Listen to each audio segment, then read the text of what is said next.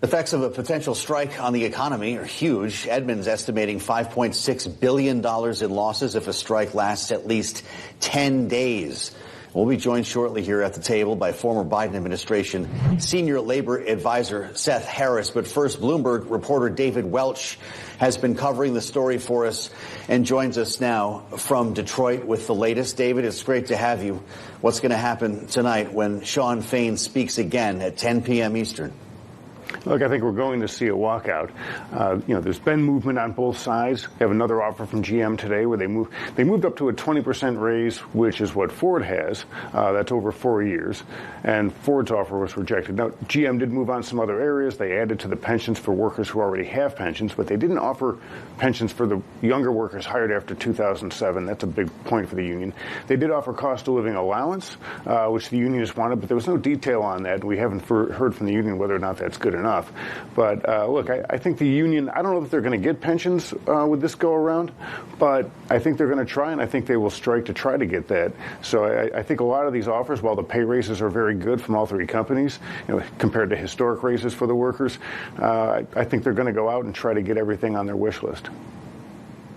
David, how much more do you think these auto companies could give? Mary Barra's coming in with 20% at GM. Is Shawn Fain at 36% or nothing? I don't think it's or nothing. He started off at 40%, and if you compound those raises every year, it's actually 46. But look, he's going to push for as much as he can get. And one of the things that has to make the executives of these companies very nervous is Fain's rhetoric's been very hot. He's really riled up the rank and file, and he's got quite a list of things he wants here and that he's saying that they have to have. And he really does have the workers, I think, pretty riled up to go out for quite a while. And some of these demands, like the pensions, 32-hour work weeks, I don't think the companies have any interest in doing that. In fact, they will fight tooth and nail not to. And I think they are prepared to take a strike to not enter into those kind of agreements. So, does he have to have it? I mean, I think we'll find out in a month when these companies have been out that long and the workers are getting weary of striking and everybody is losing money. Mm-hmm. David, great reporting, and thanks for being with us. David Welch, our Detroit bureau chief. Good luck with your coverage tonight. We'll be watching the terminal as we add the voice now of Seth Harris, senior fellow at the Burns Center for Social Change and the former top labor policy advisor to President Biden. Seth, it's great to have you back at the table at this important time. You sat here a couple of weeks ago and predicted this strike, so here we go. It looks like it's going to happen. Does that prompt an address from the president? I don't think so. This is a negotiation between two sides that have a long way to go. That's why I think a strike is pretty likely tonight, and may last for weeks rather than days, depending upon how much they close that distance between their positions. But this isn't about Joe Biden. There are some public policy issues involved that he's been involved in, the transition to electric vehicles. Mm-hmm. But most of these issues are not electric vehicle issues. They're traditional collective bargaining issues, as David was saying, pensions, wages, hours, plant shutdowns, whether or not part-time workers are made full-time workers, temporary workers are made permanent workers. It's the kinds of issues that people negotiate about all the time in collective bargaining. And I don't think the president wants to insert himself into the middle of that. He'll play a behind-the-scenes role. He's got Gene Sperling out there cajoling both sides to negotiate and to help understand one another better. But I think at the end of the day, it's going to be up to the parties. But he says he wants to be the most pro-labor union president in history. I think you actually helped him coin that phrase. How does he say that, but then tomorrow morning not come out on the side of labor? Well, it's not his job to negotiate these contracts on behalf of the labor unions. That's their job, and what he wants to do is empower them to be able to do it as effectively as possible. He never said, I'm going to be the voice of unions at the bargaining table. Feels like that sometimes. Right. Well, he's the voice of working people in the government. That's what he wants to be and what he's tried to be, and he's tried to promote policies that have helped to empower workers. I think he's been successful. That's one of the reasons why the membership of the UAW is so radicalized now, why they're so ready to fight this fight. They feel like they have a culture and a politics that's behind them.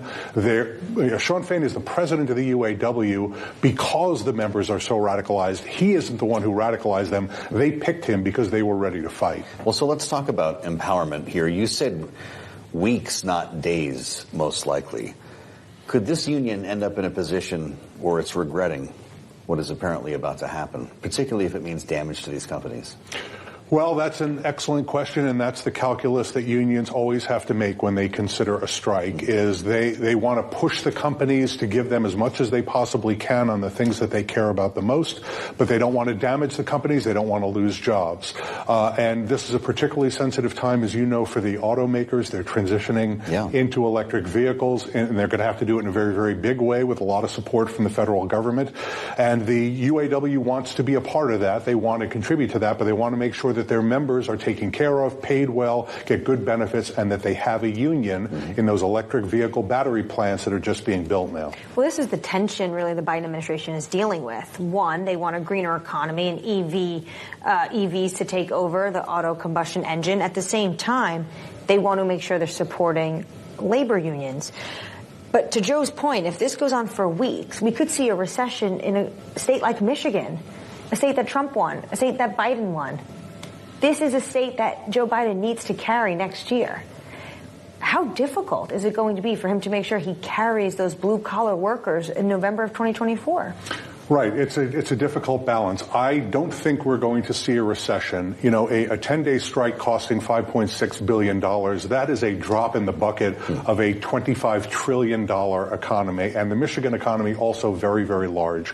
Auto communities will feel it, no question about it. And the UAW strategy of targeted strikes, where they strike a few plants and then they see what happens, and then they add a few more plants and then they see what happens, that is in part designed to preserve their strike fund, but it's also in part designed to make sure there's not too much damage done to communities, to supply chains, and to others who might be affected by the strike. So everybody's got to strike a careful balance here. I think we're going to see whether or not it's going to be weeks instead of days when we see whether or not the parties start pushing towards the middle as we get closer to the deadline. When we hear about the offers that were made at 11:15 p.m., at 11:48 p.m., that will give us a sense about... Do you think negotiations will actually happen until 11:59 p.m.? I'm confident they'll continue today. President Fain has said no negotiations tomorrow. He wants to take a breather. They're going to do a big rally in Detroit, show the power of the union, bring in some political leaders. But I think that they'll keep negotiating today as late as they can to try to get to a deal. That's what the deadline is for, is to try to force a deal. But if we don't see meaningful movement, it could take weeks before we get to some kind of a deal. As the man who helped to craft that line, as Annmarie reminds us, the most labor-friendly administration in American history, how does it make you feel when you hear pollsters saying that the rank and file are leaning Republican and that Republican candidates for president, for Congress, are asking the UAW for their support, for their endorsement, hoping that there could be a tectonic shift here when it comes to organized labor? Yeah, that's you fantasy. Don't buy it? No, I don't buy it. And let me also say, you don't buy that rank and file are voting Republican, or that they won't endorse Republicans? There are absolutely Trump voters in the UAW. There are Republican congressional voters in the UAW. That's true in almost every union. In fact, I'd say it's true in every union. It's just the question is how big is the number? Yeah. You know, a lot of white working class non-college voters are voting Republican, and they're voting for Donald Trump. And it's an understandable position for some of them.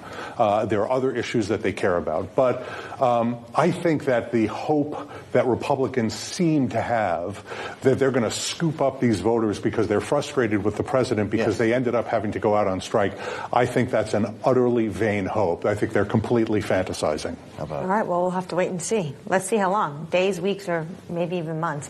Seth Harris, Senior Fellow at the Burns Center, thank you so much for joining us as we count down to potential strike that's looking ever more likely in Detroit. Now